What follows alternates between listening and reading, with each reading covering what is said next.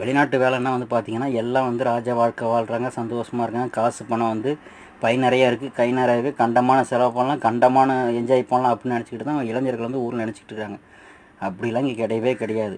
காலையில் படுத்து ஏந்திரிக்கும் போது பாக்கெட்டில் 10 ரூபா இருக்காது, டீ குடிக்க கூட 10 ரூபா இருக்காது. என்னடா பண்ணுறதுன்னு சொல்லிட்டு விதியை நினச்சி காலைல ஏந்திரிக்கும் போது ஏந்திரிக்கிறதுக்கு முன்னாடி பார்த்தீங்கன்னா 1008 பிரச்சனைகள் வந்து மனசில் ஓடிட்டுருக்கேன். இதை பண்ணணும், அதை பண்ணணும், என்னடா பண்ண போகிறேன் அப்படின்னு.